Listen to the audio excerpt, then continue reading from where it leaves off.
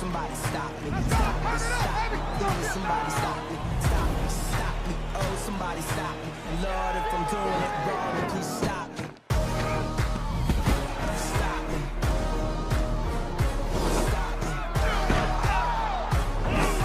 And Lord, if I'm doing it wrong, then please stop me.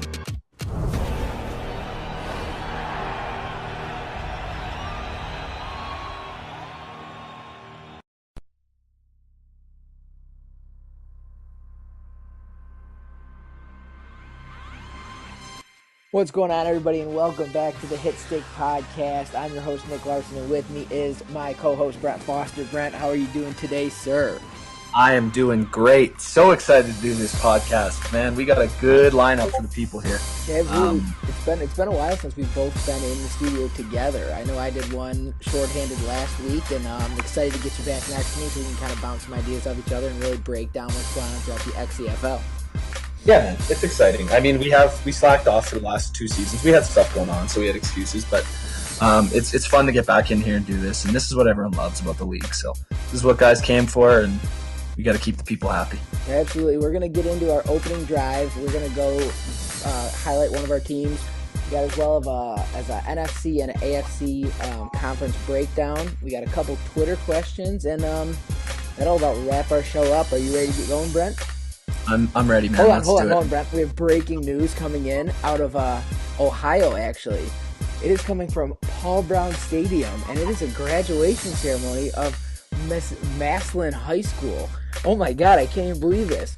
One of our own members, IREC Rookies, is actually graduating from high school today. I'd like to give him a big round of applause. He's been out of high school for a while, but he never fully graduated. And I kind of figured, because he hasn't talked about them in a while, so I kind of figured it must have been his last season there with the way he used to go and chat and stuff, because he had his goodbye tour, and it's sad to see. Very sad to see, but, one door closed, another one opens, so I'm very excited to see what happens with IREC moving on in the future here. Yeah, me too. But let's go ahead and get into our opening drive here, Brent, and it is going to be all focused on the Carolina Panthers, the team you know very well, being in the NFC, in the NFC South. I had a lot of trouble with these guys, man. Early on in the season, I put some work in on him, no problem. And then he beat me 3 straight, going back last year and the last game of the season before that. So he's given me my fits. I've redeemed myself this season, but I do know well about the Panthers. Yeah, he snuck into the playoffs last year at 10-6. A really good season, beat some teams, like yourself and a couple other teams that he probably, shouldn't have beaten, and it was very impressive. Well, now this season, I just don't know what's going on in Carolina. They had the 10-6 season, and now he's already through 5 weeks. He's sitting at 0-5, almost matching his loss total from last year already. Yeah, I'll tell you what's going on, man. Look at that graphic. Not to say that the Cardinals or the Rams are bad squads, but that's his easiest 2 games, and those are both playoff teams, man. So that's a tough go to start off. Yeah, you're pretty much, as of right now as it sits, the Ravens are 6-0, they haven't lost. The Falcons only lost is to the Saints, so they're 4-1. The Saints are 5-1. The Rams are 3-2, but have beat good teams. Cardinals have beat good teams, they only have 1 or 2 losses. That's a rough start to the season for anybody. Yeah, So, let's go ahead and flip to the next slide here. We got the good, the bad, and the ugly, okay? So, the good, rookie cornerback Ishmael Bentley is having a huge season for him. He was, the topic of last year's draft was about all the corners, and Bentley went really high overall, and he hasn't disappointed. He's got 17 tackles, 2 interceptions, he swatted 6 passes. This guy at 6'2", almost 200 pounds out of Alabama is an absolute stud for this Carolina Panthers defense. Yeah, he was the first corner off the board, which is massive because it was a cornerback draft. Basically, if you wanted to nail your pick, you went cornerback. Mm-hmm. And he was worth it, man. He's an 85 overall to start, which is absolutely crazy. Great speed. And yeah, he's having a good start to the season. Yeah, sitting at 96 speed, 98 acceleration, 6'2". It's incredible. But yeah, big season for him to start out. So he's one of the bright spots for this Carolina Panthers team. They did just make a big trade, adding Shaquem Griffin from the Seahawks, who, fastest linebacker in the game, can wreak havoc, especially on a defense that desperately is missing Luke Kuechly, who they traded to the Rams. Right. The other good would be, we kind of covered it already, but they played a very tough schedule so far. So 0-5 might not reflect how the rest of the season is going to go. They might be able to turn it around, and I don't know. we'll see what He's happens. got a tough schedule the rest of the way, too. I don't know that I'd put that under good. I know, you're right. We'll get to that in a second here. The bad, they traded away Christian McCaffrey, which means the leading rusher on their roster right now is Parker Easy, their quarterback, with 14 carries for 110 yards. The only other running back that really touched the ball this year is Samaje Perine, who has 9 carries for 30 yards. What do you think about the McCaffrey deal? He did bring back a current second and a future first-round pick, but...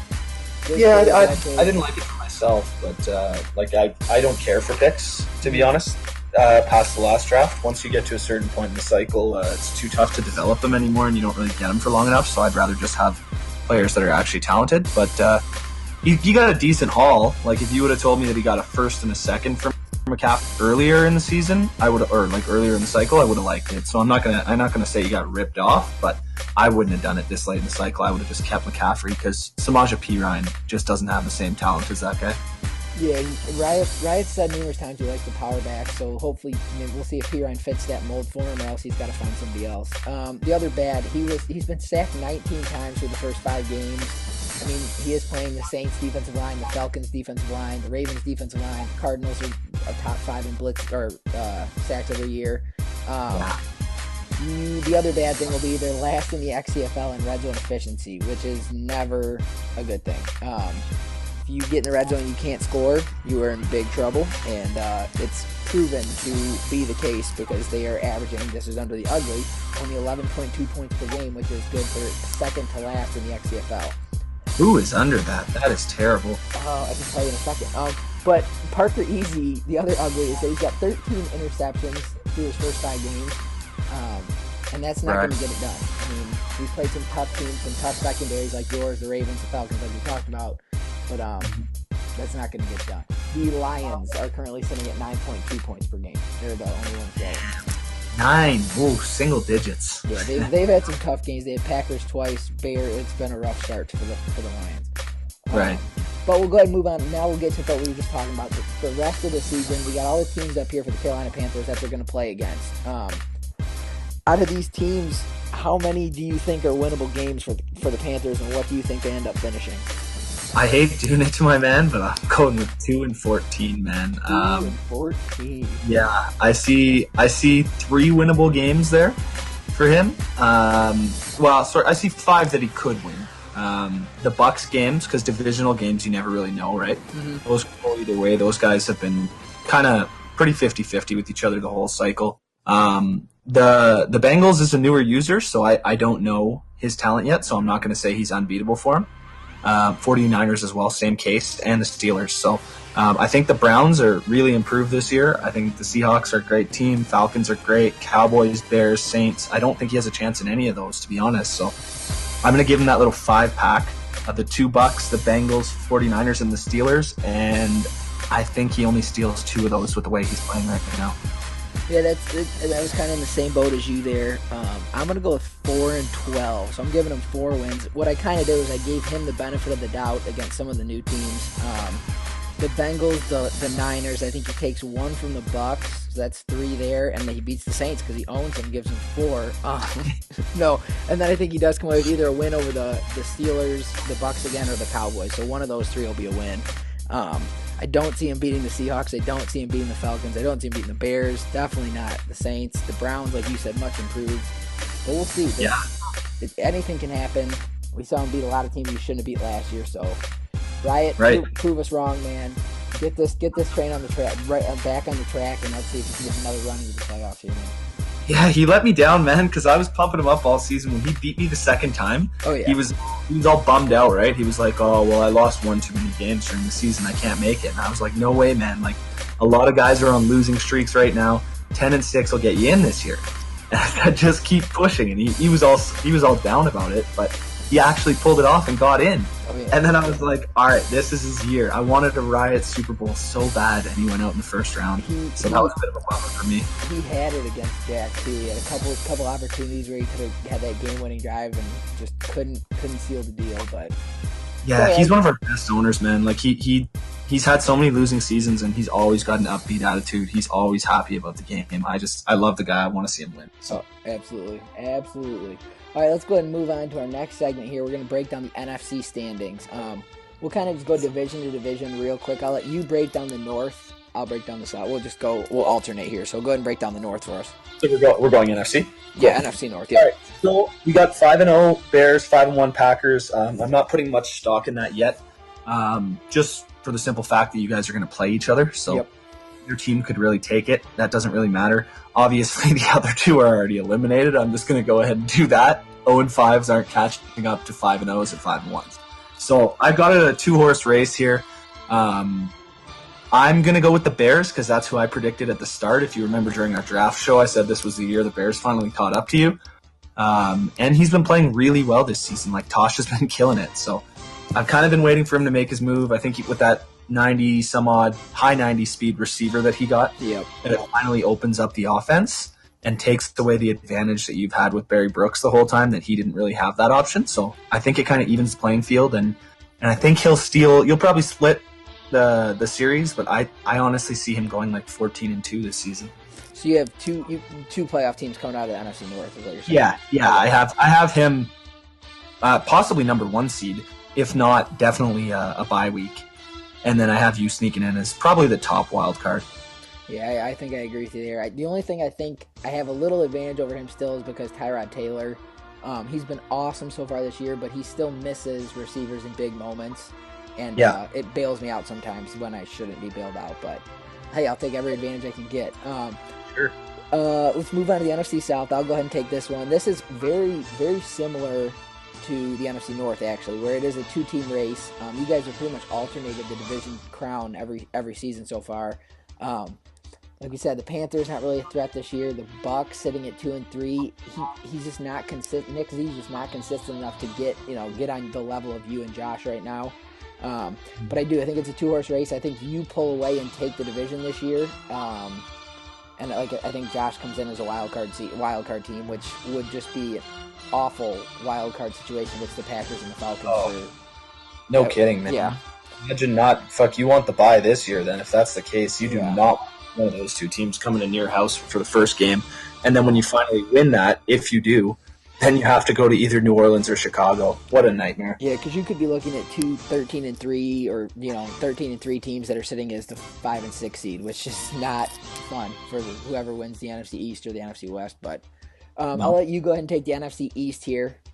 Right, so this is a tough one to predict. I like this because I could actually see any of these teams winning. Except Chad. Chad sitting down there. No, man. Chad sitting down there at the bottom. He has a great offense. If he could just get a few lucky bounces on defense, a guy gets a pick, a guy gets a sack, even a stupid play by the other team, that's enough for him to win. So I don't think he's going to. I predicted Jack at the start of the season. I'm kind of regretting that because he's playing like a bag of shit this year. But I guess it's looking like the Cowboys will probably take it just because Eris is there. Again, he's a guy like Nick Z who I just haven't seen consistency from. He beat me in the first season, and then after that, he followed that up with like 8 straight losses. So I don't know, man. He's got the talent to play against guys, but I haven't seen him put it together for a full season yet. Yeah. Whereas NWS, I think he can be a little more consistent and probably get like a 10-win season to grab the crown. Yeah, I think 10 wins would do it. I just played him, and he played me really tough. I think I won by 7, and it was a really tough game, and I think he has the ability. He doesn't turn the ball over. I think he can win that division because if Jack's giving him a little head start here, I don't know. Yeah. We'll see. They still play each other again, so we'll see what happens. But we'll slide over to everybody's. Like 4 losses is a lot to have in the bag by this point because you're going to have a game or 2 that you drop along the way. Yep, because, what we just talked about, in the NFC East and the NFC West, it pretty much comes down to you have to win your division to get into the playoffs, is what it looks like. That's, not even what it looks like. That's what it's going to be. Every year from here on out, I'm assuming it's going to be that, man. So win your division and get in, and then hope that you have – obviously you could just flat out whoop our ass, but if not, hope some things go your way too. Well, let's move to everyone's favorite division, the Wild NFC West. These guys hate each other. Blood. Oh yeah, very bad blood. it's kind of looking how it's looked all cycle, with the Seahawks and the Cardinals kind of fighting for that top spot. The Rams just behind them, and then the Niners. New Niners owner, he's kind of getting into the swing of things. But I mean, Knockout didn't do that roster very many favors. But I think with Russell Wilson and John Ross, they're starting to come together. VBD was able to come away with a big win over Iraq early on in the season, so I think that he's got the tiebreaker over him. So I think the Seahawks will win this division. It'll be close. It'll be a dogfight all at the end. Air V will be up there too, fighting for a spot. It'll come down to, once again, one of the last couple weeks of the season, and all hell will break loose. Yeah, I'm predicting like a lot of complaining going on about gameplay because it's going to be such a tight race. But Seahawks VBD is playing real good this year, man, because I think those 2 losses, if I'm right, are you and me. So he's had, not like his losses are games that he's let go of, right? They're both close games, and they were to 2 guys who have won all 4 of the Super Bowls so far. So he outplayed me like no other. I got lucky on a couple catches, and that was the end. Nice. He should have beat me. I like his chance. Yeah, and he's dangerous in the playoffs too. That's a guy you don't want to see. I mean, we've talked about it numerous times. The NFC is a shit show. We don't need to keep beating that drum there, but so let's slide over to the AFC. We'll start with the AFC North. I'll let you go and take this one. Sure. So, I'm actually surprised on this. Don't get me wrong, Reagan's been playing great. He's always a good user, but the way the Browns played me 2 weeks ago, I thought for sure this would be their division this year. Like, he has been playing absolutely phenomenal defense. Obviously, he throws way too many picks, but he's kind of cleaned that up a lot this cycle. Yep. So still too many, but a lot less than in the past. So if he keeps trending in that direction and keeps cutting the picks down, I think he could get a wild card spot probably. I'm thinking Reagan, like 6-0. He's gonna be too hard to catch at this point because once you pull away by so much, there's no calling a guy back, right? So I'm guessing probably the Ravens take the division and the Browns are probably going to sneak into a wild card, but it'll come down to like week 17 with Sean sweating for it. Yeah, that new Steelers owner, I watched his first game and he is legit. It should be interesting to see if he can make some noise in the AFC North. It is worth noting that Regan is averaging 37.5 points per game, which is top in the league. Lamar. Yeah, he's putting up some big scoring numbers. This is the first season I'm not leading it, but I'm in second. We'll go to the AFC South. This is another division. Any 4 of these teams can win the division. I'm rooting for the Colts because I just want he deserves it more than any of these other bums. But dude, he's actually playing well this year because one of those games he got screwed over too. Like one of those games he had it in the bag and on a game-winning drive he blew it.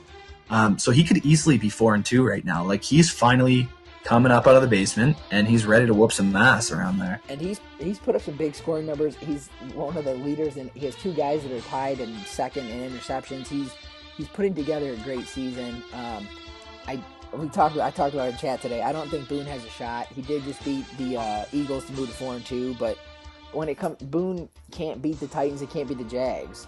And when you're trying to play with a 67 overall quarterback against Jalen Ramsey, and it's no matter how good you are, it just doesn't work out like that. So I think I honestly, it's going to be a 2-horse race at the end. It's going to be Titans and Jags coming down. It all comes down to head-to-head matchups. They haven't played each other yet.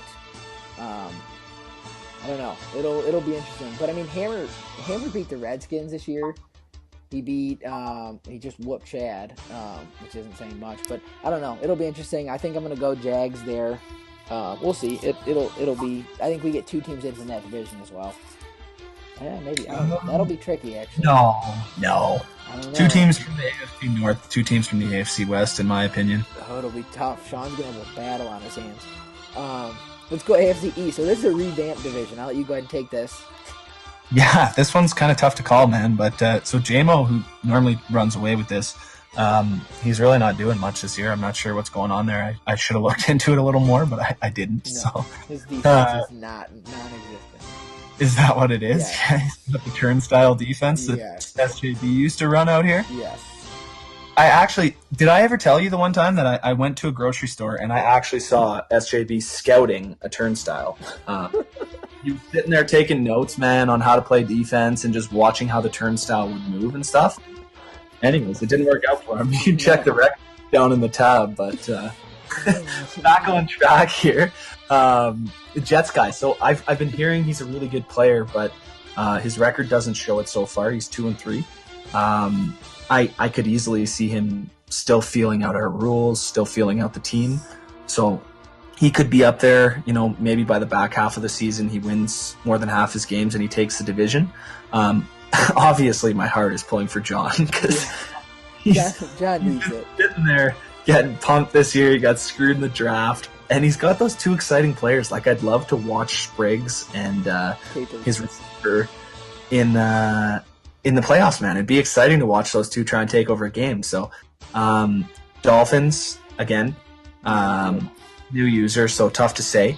But he's, again, 2-4, so he's not showing me any reason why I should pick him so far in. But again, he could be feeling out the rules. So, who knows? I'm going to hope for the Patriots, but I'm going to expect the Jets. Is what I'm going to say. Yeah, it's been interesting because they've all kind of beat each other up. But we will make note that John did beat the Jets. So, Jared, that sucks for you. It's an interesting... I get to play this division this year, and I'm really excited because, it is much improved, and I think it'll be some cool matchups between, J-Mo's receiver, my receiver. They all have loaded defensive backs. It'll just be an exciting time. Get to see all these guys because I haven't watched them much, so it'll be fun to see that. Yeah. But I don't know who's going to win that. I'm going to say Dolphins, I think. Okay. It'll just... Yeah, I'd be really excited to play this division, too. I'm kind of mad at it. We'll go ahead and move to the other Wild West, who also has some bad blood with each other.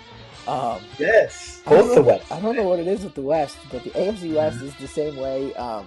It's the water, man. Yeah. They're drinking the salt water. They're not drinking the tap water like they're supposed to be. They're going right to the ocean as far west as possible, and they're all just drinking salt water. This is an interesting division, though, because you had Ace and the Broncos come beat Doss, beat the brakes off of Doss. And then the following week, Doss beats the brakes off of Van. And then this week, Van beats the Broncos 19-10. I don't know. And the Chiefs have played all of them close. I don't know what to make of any of it because they all blow each other out and then lose to the other one, and I don't know. That's divisional games, man. Yeah. Like I said, I've lost to the Bucks, Nick Z, so far this season. Mm-hmm. Last season, I lost to Riot both times, right? Like, the divisional games, the guys who, just because they're at the bottom, if they're going to pull out 4 wins a year, probably 3 of those are going to be individual. Yeah. Familiarity. Yep. You start to see a guy's play style so often, you can just adapt. You kind of know what's coming. So let's just real quick, we'll recap here. If you had to go right now, let's say you can't pick yourself. Yeah. Super Bowl preview. Who do you got? Who's coming out of the NFC? Who's coming out of the AFC? So I'm going to stick to my initial prediction in the AFC and go with Doss.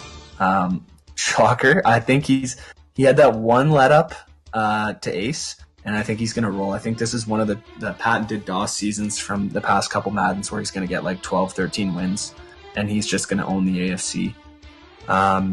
As for the NFC, let's go with the Bears. I think it's finally his year. He's kind of been sitting there, one of the better users, but can't seem to finish when he comes up against you and me for the last couple years. So let's fuck it. Let's say this is his year finally, where he pushes us out of the way and takes over top slot. Bears, Raiders.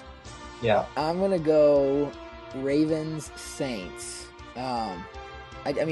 You seem to have Josh's number down. You watched your film on him. You had enough. You came out, shut down his offense, and what did you hold him to? 7 points or something? 10 points? 10 points, yeah. But I didn't score much myself either. Or 13 points, actually. It was a good game, dude. It came right down to the last drive. It was a really good game. Yeah, I think you'll win both matchups there, and I think if you guys see, I think someone else will do your dirty work and knock them out in the playoffs for you. But I think it's your year to kind of hop back into it, and then I think it does come down to Regan and Doss will play in the AFC Championship, but I just think Doss will struggle trying to get his receivers open against that secondary. I don't know. I played Doss in the preseason, and it's preseason, but I just know there's certain things you can do to frustrate his offense, and I think Regan will have that all mapped out by then. But Doss watches film, so who knows? Doss is good, man. I don't know. Yeah. It'll I be mean- an interesting year. I hope you're not taking my film tweets too seriously because I have not watched film. Oh, in no, this- no. Other than reviewing for yeah. the rule in a long time. Familiarity with Josh is you don't need to watch the film because you've Right. played him Yeah. enough. I've just played here so long that I know everyone's play style. Exactly. That's what it comes down to, and that's why I struggle against the new guys. Like the Cowboys yesterday, I didn't know what to expect, and it kind of caught me off guard because it's a guy I've never played before. I never really watched play before. And, Yeah, I remember that in my game against Eagles, season 1 or 2, man, when he came out and held me to like 3 points. Oh yeah. And he ran like 60% like blitzes on me, and I wasn't ready. I saw that he had lost. He was like 0-8, and I was like, okay, like no problem, let's go. And he came out and ran all these blitzes, and I was sitting here trying to throw deep, and I think he packed Dak like 10 times, man, and I scored like 2 points, and I was like, oh shit, I should have watched some film.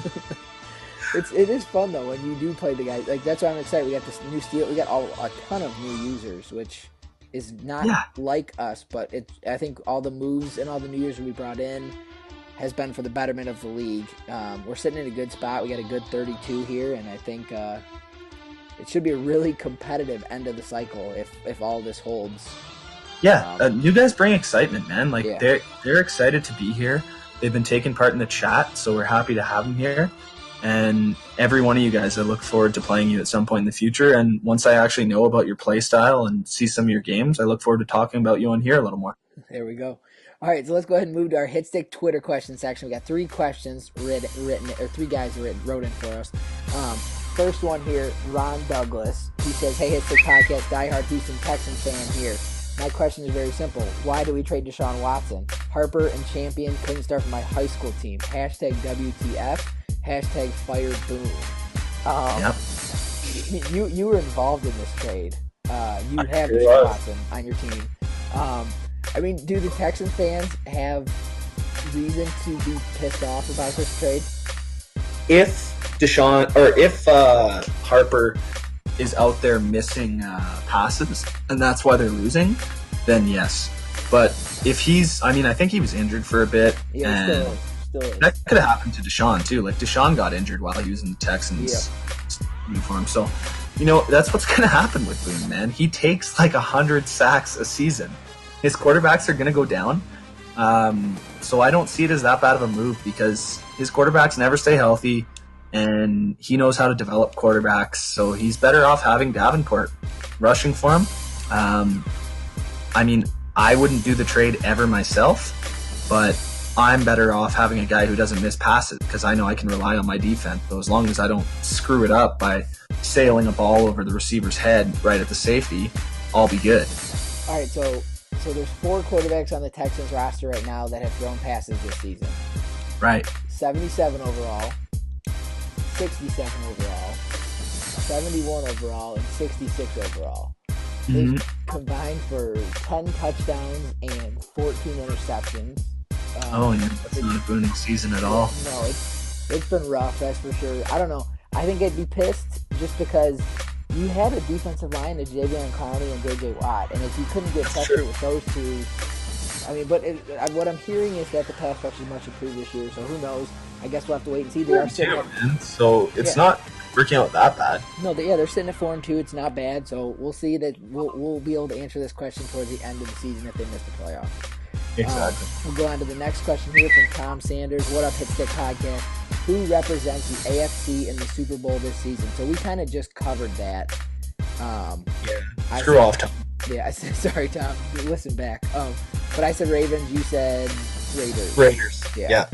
All right, so we'll move on to our last question here before we wrap this up. Mario Sanchez says, "Yo, Hitstick Podcast, who is the team that no one is talking about, but are close to being a team to watch out for over the next couple of seasons?" Browns. The Browns. Oh. Yeah, that's who I liked what I saw from his defense, man. I think he's going to keep bringing the picks down more and more every season. Baker's a good quarterback, so he's not going to regress at all. He'll just keep getting more accurate, and I think he'll finally figure out the offense here and start scoring some points. So I'm sticking with what I've said for the last two off seasons. I'm saying it's the Broncos. I think he rights the ship here. This year he finishes 9-7, whatever, mediocre, above 500, improvement from last season. And then I think next year he puts the AFC West on notice. I mean, he came out and he smacked off on it. I mean, It's true. I think he's got potential. It is a tough division, and then I'm going to say we both kind of agree on the Colts. I think they can poke their head out here in the next few seasons and maybe come away with a division title. I really hope so, because he's the kind of guy you can root for. He's always positive in the chats. He doesn't care if he has a losing season. He's here for the community. So those guys, man, in my opinion, I just want them to win Super Bowls. Yes, and that means one of us will have to lose. No, that's fine. That's what I want. I want new guys winning Super Bowls every year. And I think this. Yeah, I would move out of the way if one of the new guys was going to win. I'm just not moving out of the way for fucking Josh to win again. Screw that. No, we can't let Josh ever win again. No. I don't want to hear about it ever again. Anybody. Someone in the NFC, I want either the Seahawks to pop up and have a year, the Bears, like you talked about. Who knows? Anybody but you and Josh in the and then somebody from the AFC. We need an AFC banner up on the board there. I don't know, man. Maybe this is the year. I could see a couple. You know what? Dawson and Regan are having just as good a seasons as everyone over in the NFC. And I don't give a shit what people say. Doss has been there like 3-4 times to the Super Bowl. So obviously, all different cycles too, not just this one. So he's obviously good enough to win one of them finally. And Reagan, I mean, he's always up there in record, and he competes when he plays against the NFC guys. So who knows? I think Doss is finally realizing his mishaps of his roster management early in the season, where he was kind of playing it like the development was last Madden, and when he realized it wasn't, he looked at his roster and saw he had a bunch of young, crappy, normal development guys that were decently fast, but nothing else, and you couldn't really develop them. And I think now he's kind of had to almost do like a rebuild. Yeah. Can we get a graphic up of that fucking linebacker that he was rolling out? Yeah, I'll make sure to put that up, everyone. Yes, please put a picture of that guy. I can't believe he was rolling that guy out every game. 59 overall, Deion Bates or something, whatever his name was. I don't know. But I think he's moved to the bench, so that's a good sign. Yes, very good sign. But any housekeeping notes you have before we go ahead and close this up here? Yeah, this upcoming weekend here, Suriano Mičić. Who you got? Is that the wrestling match? Yeah, man. That chat was hyped the other day. Rutgers, Michigan. Are you kidding me? We can't not talk about that. This is the one that Brian is going to be sitting Matt side. Is it Matt side? Because it's not a quarter. Yeah. So we were actually hoping we could get a picture of the wrestling match with Brian in it, and man, did my heart drop when I found out that this match hadn't happened yet. Oh God, you're right though. That was one of the bigger topics in chat this week. It's Ohio and then wrestling. Yeah. No, for the housekeeping notes, man. Just make sure you're following the rules, guys. Give them a read if you don't know them. A lot of new guys, right? So I want to make sure that you guys have all read the rules, because we have ran into that in the past. Oh yeah. Where guys are just like, "Oh, I didn't know that was a rule." Yep. It does help having them in the Discord now, because they're just sitting up there. So that's a lot easier. Problems that we've been having recently. Dropbacks. A lot of guys have been dropping back 20 yards and like to the point where they're turning their QB backwards. No NFL quarterback turns backwards away from his receiver, so please don't do that. The other thing is play action. Just make sure you study up on those rules, because I think probably my last 5 games, I've had guys run them in like 2nd and 15, 2nd and 18 situations, or like 3rd and 12. You can't do that, guys. If you lost yards on first down, you can't run it on second down. And then if it's 7 or more yards on third down, you can't run it, just because it glitches the AI. So we kind of have to protect people against that. If it's not an actual running situation, there's no reason to be doing it. Yep, and then we did hand out 2 warnings for the deep drop backs, so that's something to keep in mind. I mean, we are watching, and we want everybody on the same playing field. So if everyone else is dropping back the right way, and you know, there definitely is room to step up in the pocket. You can, step up to the side, whatever you have to do. You can turn backwards as long as you're like looping. Like, yes. If you're trying to get away from like obviously you can't do it if there's no pressure, but if there's pressure coming up the middle Yep. and you loop to the outside, Yep. you can do that. You just can't turn totally backwards and then just turn back forwards and huck the ball, basically. Yeah, or It has those. to be a motion to get away from the defender Yeah. or to start scrambling, basically. Yeah, just it can't be sitting in the pocket, no pressure, and you're just continuing to drop until your receiver runs past the coverage, and we're not gonna let that fly. And then and you hit the nail on the head, and then just making sure we don't want the early switches. So when their receiver touches the ball, you can switch and then hit stick. You can't switch and wait for them to touch the ball and then hit stick. So it's kind of a bang play, but don't switch early. Did I explain that right? I mean, it's pretty well. I don't want to see your guys' icon pop up before when the receiver touches the ball, an icon's going to come up below him. I don't want the defender's icon coming up before the offensive guys. Yeah. Ideally, not the exact same time either, because that leaves way too much room for he said, she said debates, or plus I have to sit there and watch it 14 times to try and figure out who did it first. So try and be at least a quarter second after the offensive guy's icon comes up. And then this also goes for the offense. You cannot click B and switch to your receiver and then hold down your button to catch. You need to hold down your button to catch, and it will switch you to that receiver automatically. So it just takes away. You can't switch, and you shouldn't be touching B at all. You should be touching either Y, X, or A to time up with the catch.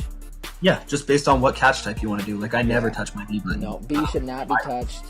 No matter what. On offense, I sit there and I push which one of the things I want to do, whether it's, aggressive, go up for the ball, play the receiver, or SWAT, and that's all I do. Yep. Right? Or not SWAT, I'm talking about defense now. Yeah. Aggressive possession or run after catch is what I was looking for there. We're just trying to keep the playing field as even as we can, because if the offense can switch to their guy first and they catch it, and they can just double tap the speed button and they're gone before the defense even switch. We're just trying to keep everything even as much as we can with our settings, and but really, it's been a good cycle. It's been great, man. I haven't handed out many warnings at all.